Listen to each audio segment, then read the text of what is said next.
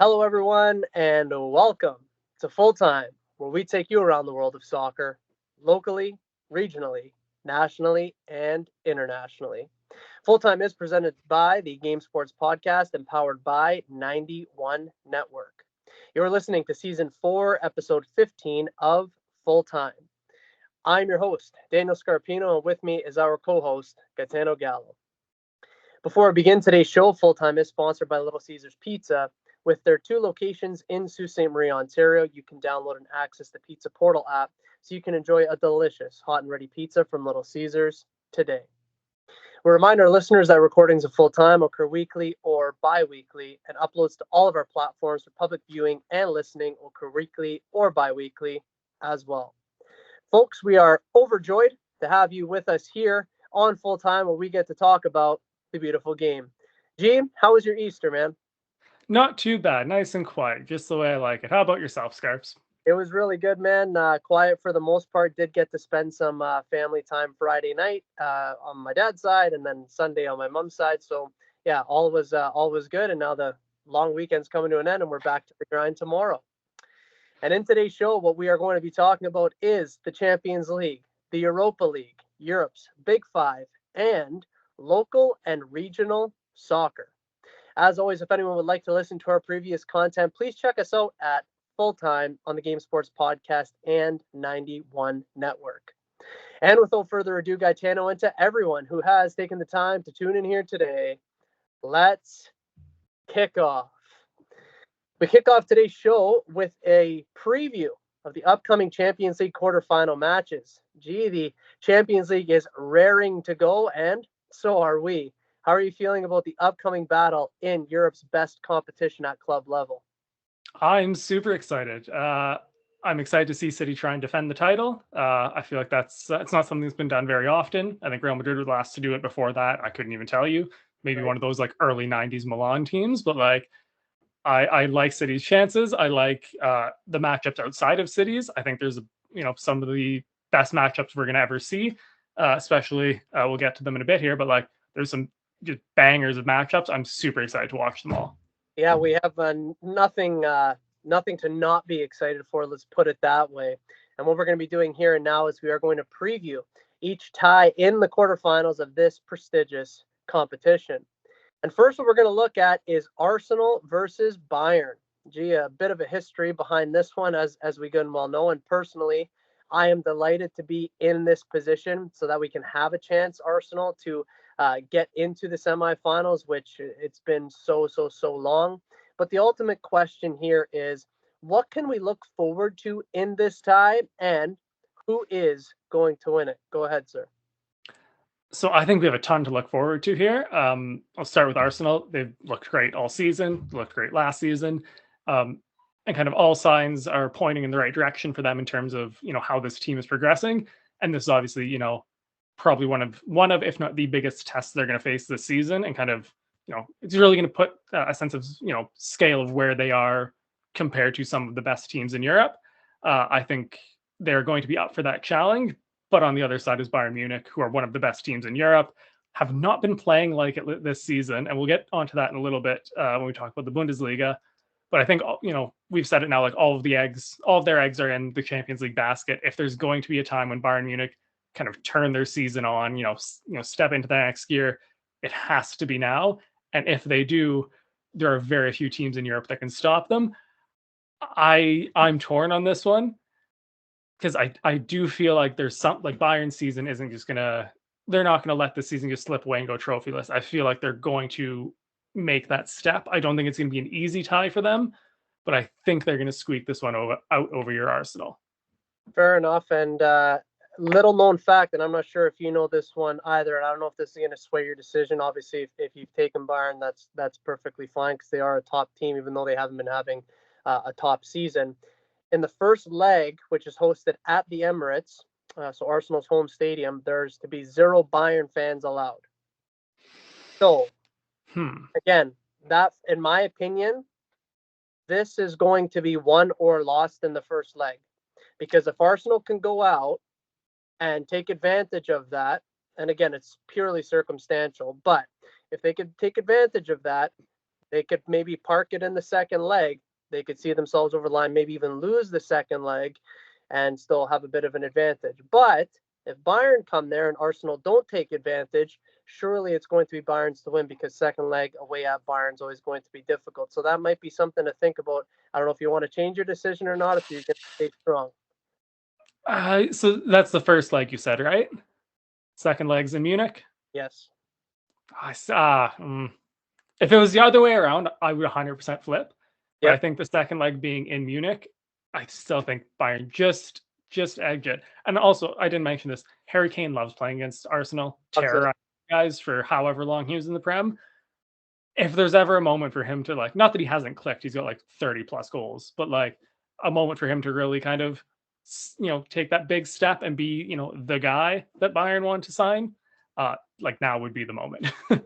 And you know what? It's so true about Harry Kane because even in the derbies that Arsenal have beaten Tottenham over the years, Harry Kane always seems to score. You know, Always. I have no doubt about it that whether it's first leg, second leg, or both, Harry Kane is going to score.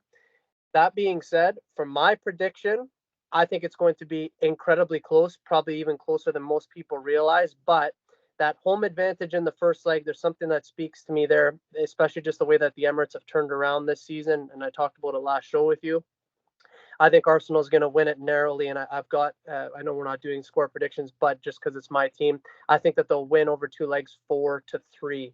So I think there's going to be goals in this tie between these two great teams. But I am going to take and back my Arsenal. You'll take Bayern, and now what we get to move on to is something that's all about you, and that is Real Madrid against your Manchester City. The past two champions in this competition face off in a battle that is set to entertain the masses. G, please break this tie down for us tactically, and of course, who you believe is going to win it.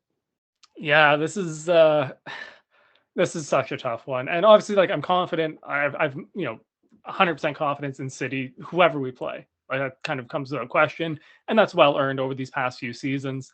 But I think Real Madrid, outside of City, are the best team in the Champions League. It's their competition. We've talked about it this year, last year, every year that we've done this podcast. Like Real Madrid in the Champions League is just they're different gravy. They find a way to do the impossible. They win, basically every time. This is, I think the winner of this tie wins the competition. Let's put it that way. I really do. I just both teams are so strong. There's depth everywhere. Even to say like where this tie is gonna be won, whether it's in midfield, in defense, and attack, like it does not that it doesn't matter, but like there's so much depth and so much quality all around that it's not just a specific like, oh, the midfield battle is going to decide it. Holland versus Eder Militao. Like it's not. That's not what's going to decide it because even if like Holland didn't score in last year's semifinals, he was held off the score sheet. City still won, and in some of the most dominating fashion we've ever seen. So I don't think it's even as simple as that. I just think it maybe is like sounds like a cop out, but I think whoever's quality comes through on the day, like that's going to be it. Like if Tony Cruz has an off day, that could be the end of Real Madrid. If Roger has an off day for City, like that's the end for us. It's just the finest and narrowest of margins. I think it's going to be a lot closer than last year's. I think it's going to look a lot more like the year before, needing extra time. But I think City are going to go through. Fair enough, and you analyze that one beautifully, and you speak to something I think that's so fruitful and pertinent here, and that is that the big names have to turn up and they've got to produce and they've got to perform. The likes of Rodri, if he, for example, has an off day, we know that something can go sideways for City. But I did see a statistic speaking of Rodri that he hasn't lost at the Etihad in like years or No, something. he hasn't lost any. And I'm knocking on all of the wood I can right now. He has not lost a professional game. It's 63 in a row, and it's 421 days now as of There you today. go. It was 420 days yesterday. Right. So it's so difficult to go against that. And you take a look at your Manchester City, how good they are. And of course, we have to respect Real Madrid as well. And up until, and I kid you not, up until this weekend, aka yesterday, I had my prediction made. That being said, when I looked at both rosters and I looked at injuries and things like that, I did switch it, admittedly. I did have your Manchester City going through. But just looking at your back line right now, if there's ever going to be a crack in the pavement, if you will, I feel like, and I can't believe I'm saying this about Manchester City, that would be the one time that I say that there just might be a crack. I'm going to say that Real Madrid are going to win. And I think it's going to be, like you said, not last year's sort of closeness, if you will, but 2 years ago, extra time type of deal. But I'm going to take Real Madrid. And hopefully, for your case, because I don't wish ill upon you, nor do I wish ill upon Manchester City or anybody for that matter. I hope that the guys that are injured can return back, the likes of Walker Stones. Ake went off, so we're going to talk about it a little bit later. So hopefully, you guys are fit and ready to go. You're, of course, going to go City. I'm going to go Madrid. PSG will match up against Barcelona in their quarterfinal clash. It's two teams who are going to want the ball, but someone is going to have to try something different in order to get over the line tactically. Gitano, what do you expect in this tie, and who's going to get into the next round? This is a really interesting tie because they're both teams that I don't want to, because PSG are winning their Liga right now. Look, they're two teams that should be playing better than they have been. Right. Neither of them have really hit that top gear that we've kind of expect from them at any point this season. So it's really tough in that sense because we've not really seen either of these teams at their kind of best, at their full potential, which we've seen from Arsenal, Munich, City, and Madrid so far. And even Dortmund and Atletico Madrid, we've seen that from them. I think that Barcelona's midfield is going to win this tie for them. I think Gavi and Pedri have been just spectacular this season, especially considering how young they are. I think that's going to be huge for them. Frankie de Jong's had kind of a bounce back season. And I look at PSG's midfield, it's good. I don't think it's at that level of Barcelona's. I think that's going to kind of dominate the tie. And I think Barcelona are going to go through. You know what? We disagreed on the first two picks, and we both gave, in my opinion, quality reasons for it. I don't think I can give any better reasons than the ones that you just gave because I'm also taking Barcelona. And I'm not saying that it's a one-man show for PSG because then that kind of diminishes PSG as a club, and I don't want to do that. But if you can focus and dial in on doubling up on Mbappe and making sure that you have traps that are set, for example, half spaces or wherever you want to win the ball back or make him play negative and play backwards, you're pretty much taking care of 75% of the battle if you're Barcelona. And I think that they've got enough tactical prowess there, like you were talking about Pedri and others, Frankie de Jong too. I think that they have enough there to get themselves over the line. So I'm also gonna go Barcelona. And it will be Atletico versus Dortmund in the last quarterfinal. It's two teams with two completely different sets of ideas tactically. Who is going to get the better of the other one and move on in this competition? So this is again, not none of these ties are easy to predict, but this is so like just I just I'm trying to like find the right word for it. Like the clash of ideas is just so like I haven't seen a tie like this in a very long time where it's like, Atletico Madrid's they're, four like two blocks of 4-4-2, you know, defend for their lives from the first kickoff, and Dortmund who just attack for their lives from kickoff. I think Atletico's defensive quality is slightly better than Dortmund's attacking quality, and I think that's going to give them a bit of an edge. But I would not be surprised if Dortmund got an early goal or two, and the blitz gets kind of started from there. But I am going to go with Atletico Madrid. Yeah, and you know what? I mean, I've always said it as a coach, coaching competitively 14 years now, that good teams are built back to front and you have to be able to defend first. And I'm not suggesting that Dortmund's going to be naive in any sense of the word, but I think Atletico is just going to be that much smarter. And I think that they're going to be defensively solid. They're going to work on it like crazy. And I think that they are also going to win, and they are going to be taking advantage of Dortmund on the counter attack. And Atletico do have guys that can punish on the counter. So I'm also going to take Atletico. So, in terms of our picks, you've got Bayern Munich, Manchester City, Barcelona, and Atletico. So you're having representation there from Germany, England, and two clubs from Spain. For me, I'm taking my Arsenal and then Real Madrid, Barcelona, Atletico. So I've got one team from England essentially against the top three in Spain, more or less. But yeah, I think that this is going to be an absolutely fascinating quarterfinals.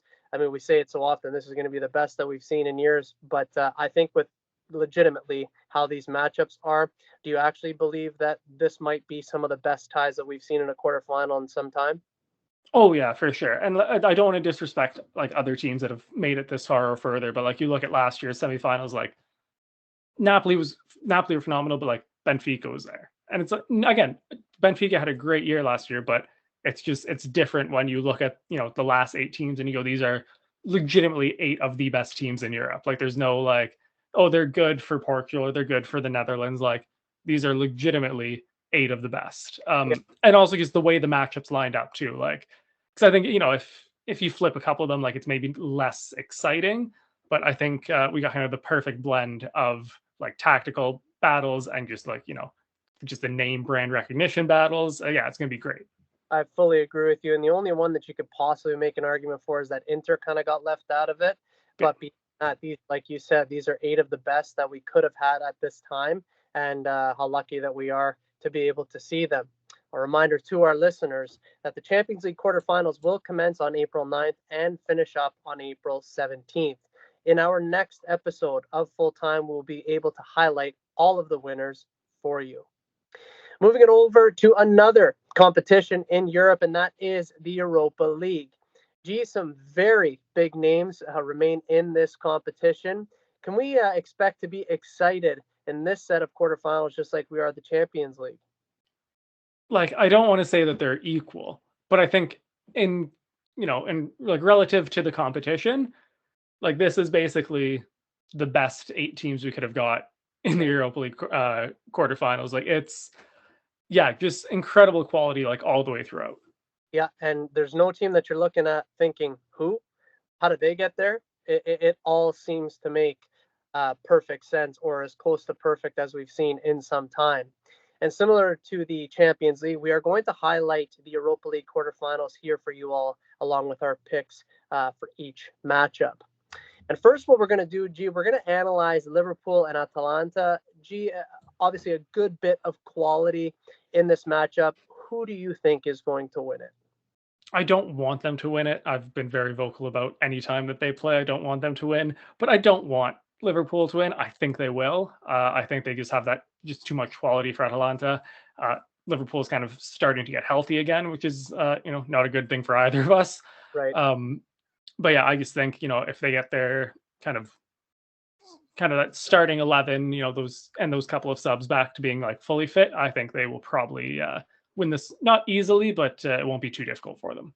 Yeah, and I certainly don't want to, you know, use a comparative method, but a European night at Anfield obviously is so much different, and I think that Atalanta are going to be in for a bit of a shock when they turn up there. So I also am going to go with Liverpool. I'm not saying that they're going to win it just because they're playing at Anfield, but I do think that they're the better side. They are getting healthy. They just came off a huge win this weekend, which we're going to talk about here shortly. I think they got the all the ingredients, if you will, to make a wonderful recipe, and that would be to get to the semifinals. So we're both going to take Liverpool. Next, we're going to take a look at Benfica and Marseille. Maybe a tough one to call here, G, but who do you got? Yeah, this is probably the only one where I didn't look at it and have kind of a clear favorite, and I really had to do some research. But I'm gonna lean for Benfica. I think they're just on form. They're having a little bit of a better season, running at a little bit of a higher, in terms of quality, that level.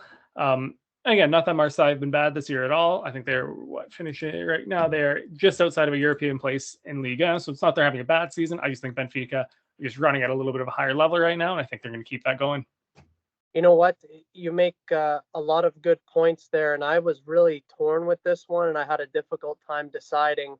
And when I looked on it, I just think that if there's going to be sort of one slip up somewhere in here that you think, oh, there's the upset, think it actually is going to be Marseille who's going to win it, even though they're kind of flirting around that mid-table outside of the European positions in league. Or I think maybe this is going to be the competition that they really push in, similar to how Sevilla did it all those years. Sometimes well outside of the European places, but all of a sudden they turn up in the Europa League. I think this is going to be Marseille's, even though Benfica clearly are having a better season in Portugal, and I think right now they're second place, and they might even win that league there. But I'm going to go Marseille, so a bit of a disagreement there with you, but a very difficult tie to call. Next up, we've got an all-Italian clash between Milan and Roma. That is set to take place in this quarterfinal and set the footballing world alight. Gitano, this has to be the matchup that most people are looking forward to. I know I certainly am in the Europa League, but the question is, who is going to get the better of the other? So this I struggled with a little bit, um, not as much as the previous one. So in their first victory they met this season, AC Milan won 3-1, and then they have not played actually against each other yet. They are scheduled to play each other in the league soon. I don't know what's going to happen there. I think AC Milan's just got more quality. I think they're similar, like what I said with Benfica. They're just running at a higher level right now. Roma, with the change of manager, have actually looked very good since Mourinho left, which is not something I expected. I thought he was kind of dragging them a little higher than what they were capable of, but they've been kind of kept that level, which is good. I just think Milan's quality is going to see them through here. And you know what? I'm on the exact same page as you. I think that this is going to be an unbelievable clash because it's two Italian giants. But I also agree that Milan, if you look at the two sides on paper, even though the game's not won on paper, I think that Milan has a better team. I think that they're a better tactical outfit. They did bring in, Roma did a club legend to replace Mourinho, and maybe that's why they've kind of kept the pace or even elevated a little bit. But I think this is kind of where their run in the Europa League comes to an end. So just like you, I'm also going to say Milan. And finally, we've got Leverkusen and West Ham, who have it all to play for in their quarterfinal. Gitano, it's not going to be easy for either side, at least I don't think. But who do you have going through? I really want West Ham to win this. I've always liked them as a club. I don't know. There's something about them I've always liked. They've got I got a soft spot for them. So seeing them win the Conference League last year was amazing, and I would love for them to go on and win the Europa League. But they're running into probably the best team in Europe in Bayer Leverkusen, and I don't see them winning. I think Leverkusen are probably going, depending on the draw for the semi, probably going right to the final. Like we've talked about all year, they are just the best team in Europe. I don't think there's anyone stopping them. And as much as I love West Ham, they're just not stopping them. Leverkusen should win it. It won't be easy, but I think they'll be comfortable. I think so too. And I have this sort of thought that West Ham with David Moyes, he is just going to try and keep it tight, compact. But all it takes is Leverkusen to really find one hole, one gap, one sort of crack to expose, and they will do it. And that's all it's going to take, because then the floodgates are going to open. I'm also going Leverkusen, and I think this is time now for West Ham to bow out of this competition and purely focus on trying to get European football through the Premier League with their final 8 or so games. So, your picks are Liverpool, Benfica, Milan, and Leverkusen. Mine are Liverpool, Marseille, Milan, and Leverkusen. So really, we only differ in the Benfica Marseille game, but again, the Europa League quarterfinals will kick off on April 11th, and they will wrap up on April 18th. And just like the Champions League, we will update you all in our next episode of Full Time with all of the results in this competition. This is Daniel Scarpino and Gitano Gallo, and you are listening to Full Time on the Game Sports Podcast and 91 Network. A reminder that Full Time is sponsored by Little Caesars Pizza. You can download and access the Pizza Portal app for any of the 2 locations in Sault Ste. Marie, Ontario. Have a delicious hot and ready pizza from Little Caesars today. Let's jump over to Europe's Big Five, and we are going to get the ball rolling with the English Premier League. After a weekend of entertaining matches, it's yet another change at the top of the table. Thanks to their victory over Brighton, it's Liverpool who returned to the top with 67 points. And thanks to the draw of 0-0 between Manchester City and Arsenal, Arsenal now moved down into second with 65 points, whereas Manchester City remained third with 64 points. Aston Villa continues to hold 4th place after their victory this weekend. Edging ever closer is Tottenham, who is in 5th with 56 points, but still have a game in hand over the 4th place Aston Villa. G, all of our focus was on your Manchester City and my Arsenal this weekend, and whilst we both wanted our teams to win it, it's shared points at the end of it. Your thoughts on that game, sir?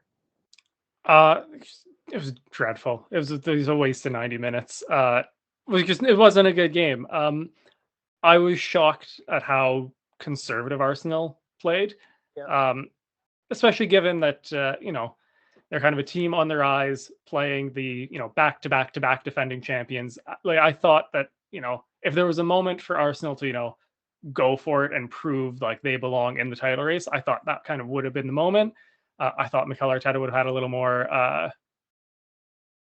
more confidence in his team's ability to go forward and attack, but they just seemed very happy to kind of play in two banks of four or almost five, basically. Um, for most of the game, I was shocked. I think the biggest difference in the aftermath is looking at Arsenal fans, and not you specifically, just kind of the general aftermath. Arsenal fans super happy with the draw, and City fans super disappointed. Not even just in terms of like standings; it doesn't really matter too much at this point. But just the kind of where the bar is set for City, where the bar was set for Arsenal, kind of the difference in you know the three-time defending champions and the team that hasn't won it since what 2003. yeah, 3-4. Yeah, yeah. I thought it just wasn't at all what I was expecting from Arsenal, really. Yeah, neither did I, and it became very apparent and very clear to me, I don't know, 10 minutes in that, hey, this is the way that we're going to be playing today. And you know what? It wasn't 4-4-2. It was two banks of five. That's Yeah. exactly what it was. And there were some parts of that I actually did admire, like, for example, Kivior, who really isn't much of a left back. You had Gabriel Jesus, who was coming all the way from like a striker's position all the way back to the left side of defense for Arsenal, right side of City's attack to double up. Like there were certain parts of it that I thought, okay, that's different, that's cool, it's working. But basically, like it was so simplistic in the sense that ball would be played across the channels and someone like Jorginho would just drop in. Now all of a sudden it's like a bank of six. Like there was nowhere for City to go, and Arsenal really didn't have any chances in the game. So yeah, it was dull, it was boring. I was mentally checked out of it a couple of times. It wasn't what I expected, but at the end of the day, it's a point apiece. One thing I'm going to say though, and I don't know if you're going to agree with me on this or not, because I don't really think it has much to do with either team, but I don't want to see Anthony Taylor near another Arsenal game ever again.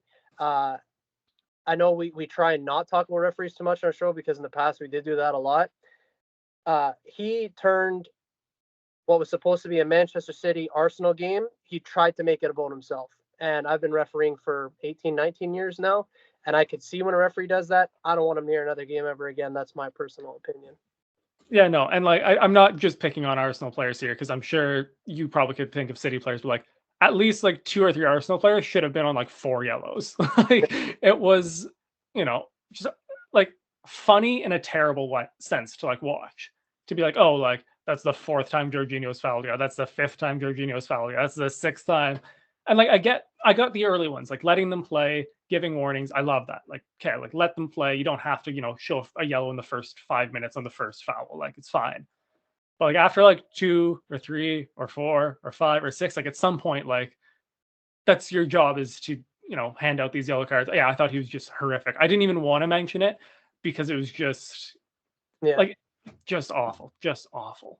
And you know what? Gabby Jesus probably should have been booked as well for persistent infringement and these types of things. But here's where two things actually where I got really ticked off at. One, every time he called a foul, it wasn't just okay, we're going this way. It was a case of he was looking around trying to pick somebody to argue with. So he was looking for something in the game, even though some people were saying, oh, he just let the game flow. No, he didn't actually, because every time that he made a call, he wanted to start in footballing terms a fight with somebody. And the second bit would be consistency. So David Raya got one yellow card for delaying the restart of play. At the time that he gets booked, we're having a substitute come on the field almost simultaneously. So fourth official puts the board down, our player's running on the field, and then all of a sudden he's getting booked. How like, because I can remember one instance in the first half when Guardiola took like 10 seconds to throw the ball in. Like how, like where do you find that? I don't understand.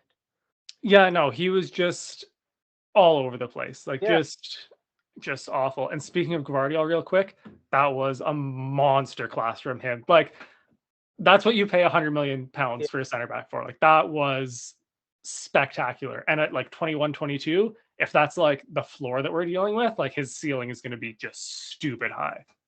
best player for City on the day, would you say? Best player on the pitch by a mile. Like it was, and not that Arsenal players played bad. I think they played well in the way that they were meant to play. Yes, It just wasn't very flashy, and I don't know. I thought Gvardiol just looked unbelievable. because Bernardo Silva, and Gabriel, Brazilian Gabriel Yes, defender. I thought that those three players by far the best, in my opinion. yeah, and I mean Bernardo Silva. That's like I know you don't watch every City game, but that's his level like all of the time. Yeah, He's just, and I know we're probably going to lose him in the summer, and I'm going to, you know, he is. This is a hill I'm prepared to die on, and like publicly say this and like put it on the internet. He is City's most important player, and he is the most unique player in world football right now. There's nobody who can do everything that he does at the level that he does it. He's just yeah. brilliant. Last season, Pep did say that he was the most important player. This was like earlier in the season. This was like maybe Yeah. November-ish. But I do remember, or not November. Like it was like right before the World Cup, I think. Whenever the players Yeah. left. So November, December. Yeah. Yeah. And he said that too, and I thought, yeah, okay, that might make sense. But then it's like you think about the big names. How does that make sense? But you see the intricacies of his play. You know, he nutmegged Kivior one time, and I was just like, yeah, like you can't teach that. But even the detail in all of his passing and everything, like I just thought he was sublime on the day. Him, Guardiol, and then Gabriel, of course, for Arsenal. But like you said, wasn't a whole heck of a lot in the game. As an Arsenal fan, I'm not thrilled with 1 point. I'll take it, but I'm not like, oh yeah, we did it. You know, we didn't really do anything. So there's still a lot to play for this season, of course. And yeah, the game that we're looking most forward to didn't have a lot in it. Did you catch Arsenal Fan TV's reaction? Because they celebrated that like a big win, Yeah, and Rod, that's I was thinking because he's always doing the believe thing. You gotta yeah. believe. You know, there was only a couple of fans on the interviews. Like there was one guy who said that it felt like a win. I don't know where he got that one from. This is one of the guys that was getting interviewed in studio, and there's only a couple of like sensible responses that, you know what, it's a tie, and you just got to take it as a tie. It's, Yeah. in my opinion, still I think it's a point gain. I don't think it's 2 points lost, but it's not something that we should be jumping up and down and celebrating for. Especially with 27 points still to play for. Like, Yeah, actually, it was Bernardo Silva in an interview after the game. He's like, oh, 6, 7 games left. Like, there's not a lot. Like, oh, there's 9 actually. Oh, 9? Plenty of time. yeah, Like, and it's like, it's wild to be like, oh, like 9 games. It's like, it's not a lot of time. We're in, the business end of the season, Champions League quarterfinals. Like, everything's kind of wrapping up. But yeah, like 9 games, a lot can change in 9 games. yes. And you know who must be happy is Liverpool. Not, and we're going to talk about them here in a second, but the focus almost is like kind of off them because everyone's talking about Arsenal City. But even Bernardo Silva said it in that interview. He's like, okay, so we do need Liverpool to trip up, we need Arsenal to slip up, but we've got to take care of our business. We've got to do our jobs as Manchester City. So again, Liverpool's got to be happy because all the focus seems to be on Arsenal and City. I still think I'm like looking at the fixture list. Liverpool still have United. They still have a couple tough away trips, one to Palace. Like, those are not easy games to win. And I'm pulling up Arsenal's right now. Yeah, you guys still have Villa. You still have Chelsea. Like, there are points to be dropped, and I believe that for City too. We have Villa and Palace away back to back coming up now. Like, I would not bet money on either of the 3 teams going 27 for 27. There's going to be points dropped. Who drops them when? Different story. That, that's only for the psychics to tell us. But like, yeah, I think there's like a point gained. It's still, is points dropped. That's just the reality of it.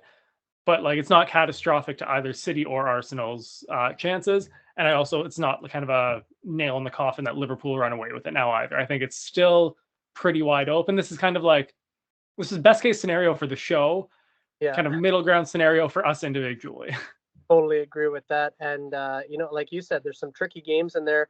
I think both you and Liverpool have to play Aston Villa. Also, both have to play Fulham. And I don't think that they're no joke team either. And Arsenal's got some tough games too. They got the North London derby. I know Manchester United's having a terrible season, but still got to go to Old Trafford and try and win that one. Liverpool has their derby against Everton. Like there's some tough games here in the final sort of 8-9 games. So yeah, lots. Well, 9 games exactly, of course, for each of those three teams, but lots to look forward to. And just your comments, G, on Liverpool. How do you think that they're looking coming off of international break? Because they did pick up a big win against Brighton. Went down early, like second minute. Danny Welbeck just smashed one into the top corner. I was happy to watch that game. But your thoughts on Liverpool? Yeah, so I mean, just on the Brighton game, over the last 2 years, I've learned to just not get excited when Liverpool go down because you just Right. know that they just inevitably come back and win.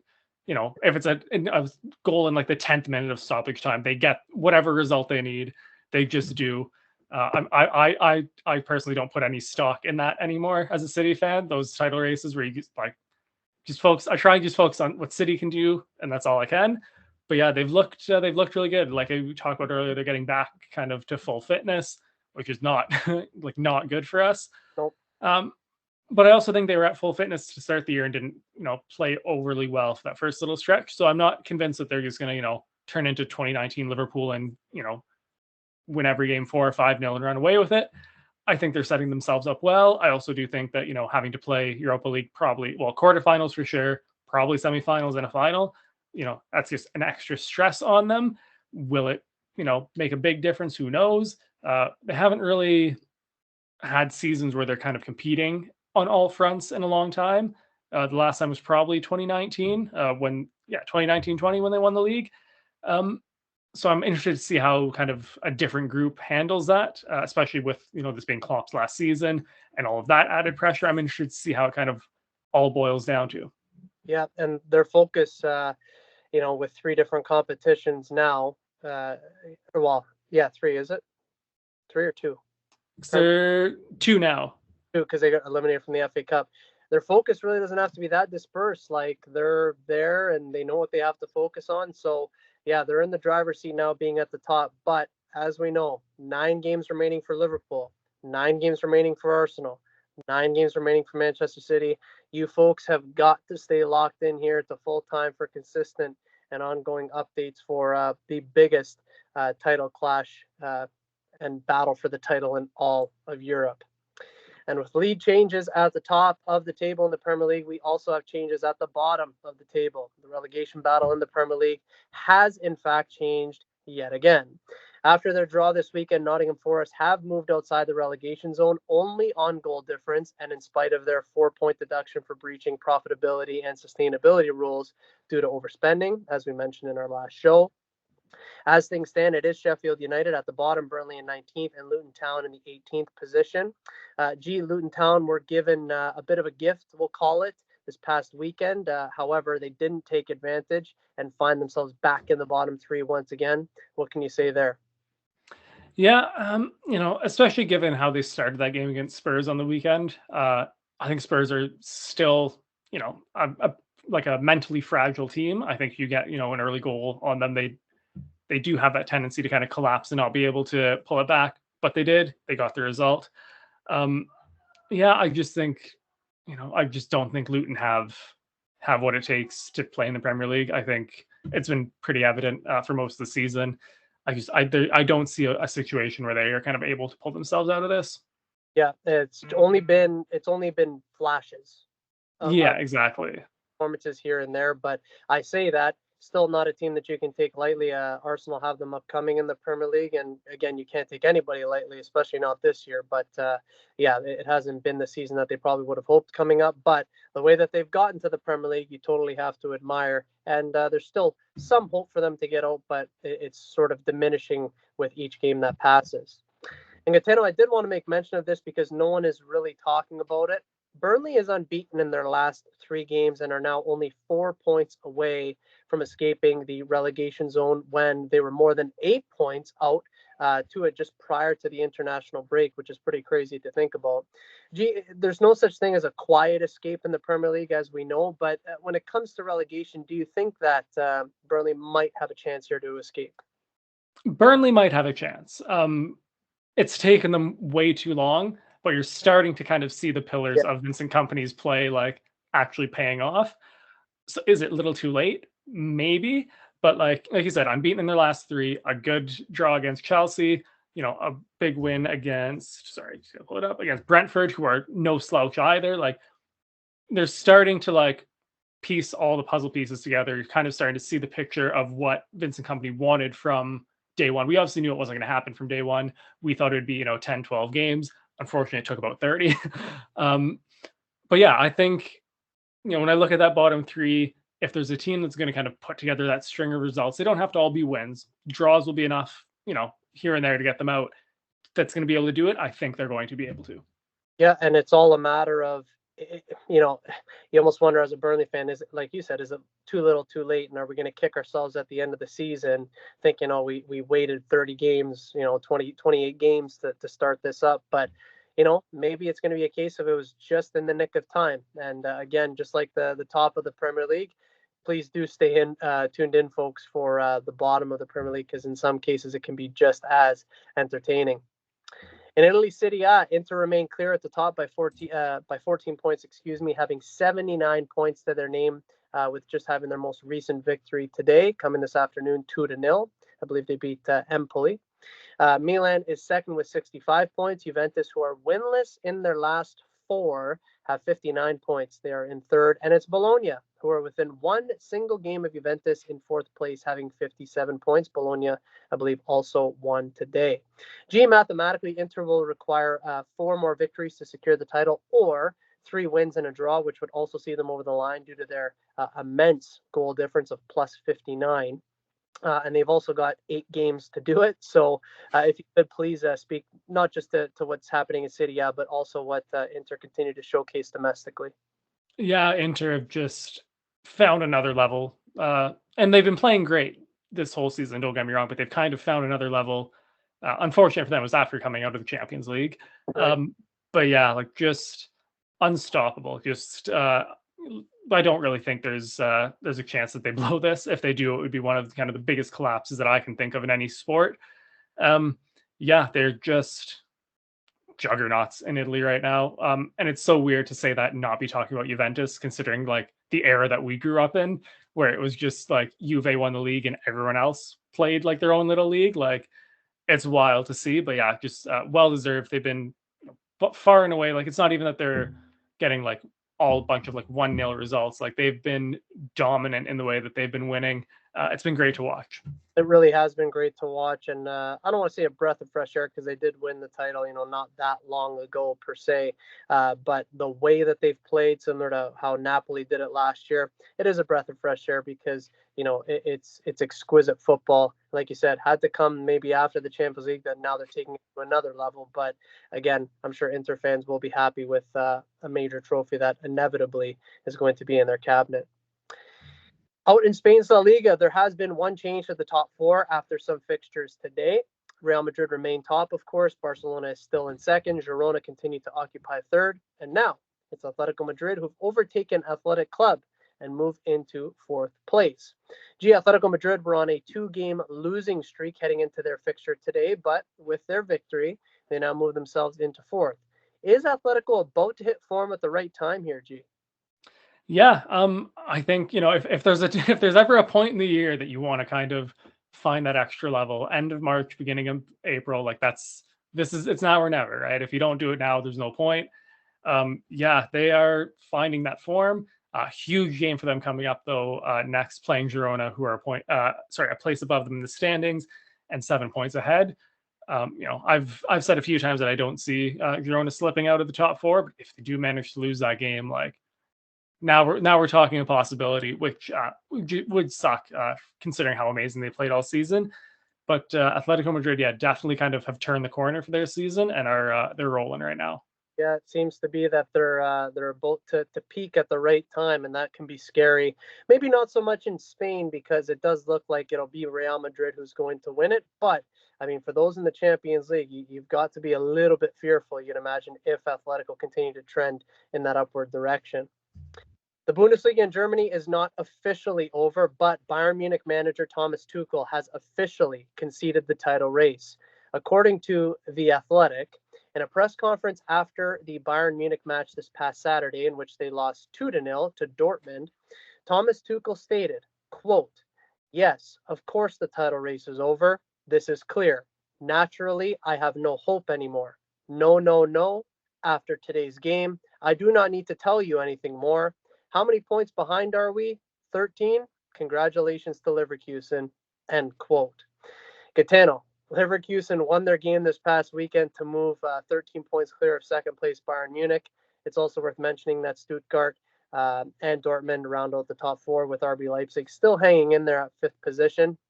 Gee, it's a pretty fascinating statement there from Thomas Tuchel to concede the title race with still 7 games remaining in the Bundesliga, but I'm really interested to know your thoughts here.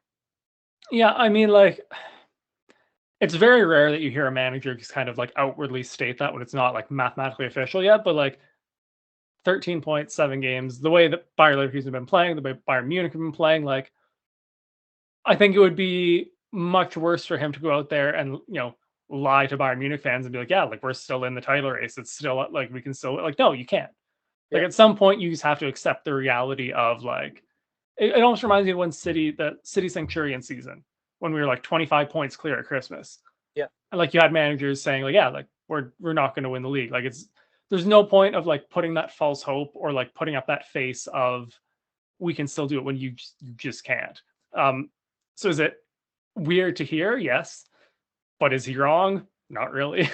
no, you almost have to admire him for coming out and saying it just very in a very clear way that no, it's done. Congrats to Yeah. them, and obviously Bayern are going to focus on the Champions League, and I'm not going to poke fun at Bayern because I believe in karma, and if I do that, smash Arsenal in the Champions League. But obviously Leverkusen in a class of their own, we'll call it this season, and we've been recognizing that for many months. And in Ligue 1, not much has changed there, with PSG still leading the way in first place. Brest remains second, and Monaco is in third. Gee, after the transfer window closed back at the beginning of February, we were talking a little bit about Lyon having a really difficult season and that they would need things to change in the back end of the season to have their season count for something. And they have since pulled themselves up to 10th place after being in the relegation battle, if you will, for a matter of only 2 months ago. So we won't call it a complete turnaround here for Lyon, but they have vastly improved since the transfer window closed. So just interested to hear your thoughts on Lyon. Yeah, they were, I don't want to say in crisis, but they definitely needed to make moves in January. Something had to change, or they were potentially getting relegated. They made 7 transfers incoming. We were kind of split on them. We thought, like there's a possibility these players kind of, elevate them to what they're expecting. There's a chance they don't. Obviously, the big one being Ben Rama out of West Ham, Right. bringing in Nemanja Matic from Rennes. Like there were some not big transfers, but like sizable transfers. We'll call them that. And yeah, they've kind of worked exactly how you would want them to work out. You probably, other than going on a tear and winning the league, like this is basically your best case scenario for January transfer business. Like you were in a terrible spot, made a couple of important signings, and now we're flirting with mid-table, potentially a Europa League spot. Like yeah, it's been pretty impressive from them. I would say so. And like I said, it's not a complete turnaround, but like you said, from where they were to where they are now, it's pretty remarkable. And there's still time. They could get a European spot for next season, and wouldn't that be a story to go from the relegation places all the way up to a European spot? But Lyon, big club, love to see what they're doing there, and definitely, like you said earlier, soft spot for West Ham. And while I don't really watch too much League 1, to be fair, I do respect a club like Lyon. And now it is time for a local and regional soccer update. For many people in Ontario, after the March break concludes each year, there is a big level of excitement. Better weather, longer days, springtime looming, and summertime is on the horizon. However, for others, it is the excitement of high school soccer that gets so many soccer enthusiasts overjoyed to get back onto the pitch after a long winter. As of March 18th, high schools in the city of Sault Ste. Marie and in the various regions of Ontario became eligible to start their tryouts and commence their high school soccer training in preparation for the upcoming season once outdoor soccer fields are ready and suitable as per weather conditions. Gee, for me personally, this is going to be my sixth season coaching high school soccer, and the buzz that is around the schools in our city as well as the province of Ontario is nothing short of fantastic. How exciting are these times for high school soccer players as well as everyone that is involved in high school soccer, sir? It's super exciting. It's always the last one to get started. Obviously, with where we live, we can't really be playing soccer in December outdoors, anyways. So it's always kind of that like it's kind of like the last like domino to fall, and then you're like, okay, like not only just for sports, but now it's like, okay, like the whole school year is kind of starting to wrap up. That's kind of around the corner. So it's just a super super exciting time all around. Yeah, I couldn't agree with you more. And every year around this time, as soon as the March break ends, and I started my trials the first day that we were eligible on March 18th, and it's like you just kind of hit the ground running. It's so exciting, and it's so great to see so many high school athletes have the opportunity to be immersed in obviously this beautiful sport that you and I and all of us listening love. And with the season projected to start the week of April 22nd, teams have between now and then to prepare for their upcoming seasons. As always, here on Full Time, we will keep everyone up to speed with all high school soccer updates in both junior and senior divisions. As well, locally, we have indoor soccer, which is concluding here within these next couple of weeks. Youth soccer concludes on April 4th, men's soccer concludes on April 11th, and women's soccer will conclude on April 14th. Gitano, you and I both won our leagues this year again, which is a huge honor, of course. And we are now in the thick of the playoffs. First, just reflecting on the league, how are you guys feeling to have won the league and to get that first seed in the playoffs as a result? Yeah, I think we kind of feel the same way. Winning the league is kind of the bigger test. How can you play over a stretch of 20 odd games compared to 6 or 7? Yeah, it's always great to be competing kind of for the top of the league. It's amazing to win it back to back. So last year was the first time I'd ever won it. This is the second one, so it's super exciting. Unfortunately, the first seed didn't mean anything for us. We lost our first playoff game, but we're going to kind of go on a little run here, the boys, and we're going to go make a push for the final and hopefully go back to back in the playoffs as well. Yeah, and we're in the exact same position as you guys, and I do totally agree. Obviously, in terms of soccer, it's all about the league, and European competitions don't even have playoffs, but because we're in North America, of course, that is what a lot of people will look to. But congrats on winning the league yet again, and on another successful season, sir. Yeah, and congratulations to yourself, by the way, because again, yeah, you guys always win it, but it's always well earned. So congratulations as well. Thank you very much, sir. And as the indoor soccer season comes to a close here in the next week or so, 2 weeks, if you will, we will keep everyone in the loop for all of the happenings locally at the Northern Community Center. This is Daniel Scarpino and Gitano Gallo, and you're listening to Full Time on the Game Sports Podcast and 91 Network. A reminder that Full Time is sponsored by Little Caesars Pizza. You can download and access the Pizza Portal app for any of the 2 locations in Sault Ste. Marie, Ontario. Have a delicious hot and ready pizza from Little Caesars today. Ladies and gentlemen, that is Full Time. As we close out today's show, we want to send our deepest thanks to all of you for spending some time with us here today. G, my brother, well done today, sir. Yes, thank you again for having me. I'm just still so disappointed that we had to watch that game yesterday. Like I was so excited it was going to be so like great for the episode, and then it was just awful. But I'm glad we had a phenomenal episode regardless of the result. Yes, exactly. And we're always making the best of any situation, and definitely glad to be here with you on this wonderful show that we get to do week in, week out. And a reminder to our listeners that the next episode of Full Time will be recorded the week of April 15th, 2024. In that show, we will discuss Europe's Big Five, the outcomes of the quarterfinals in the Champions League and Europa League. We'll also talk about the FA Cup and a little bit more local soccer. As always, we'll keep everyone in the loop with all of the happenings in the world of football. For weekly content, make sure to hit like, follow, and subscribe to all platforms of both the Game Sports Podcast and 91 Network on YouTube, Spotify, Apple Music, Facebook, Instagram, Twitter, TikTok, and Podbean.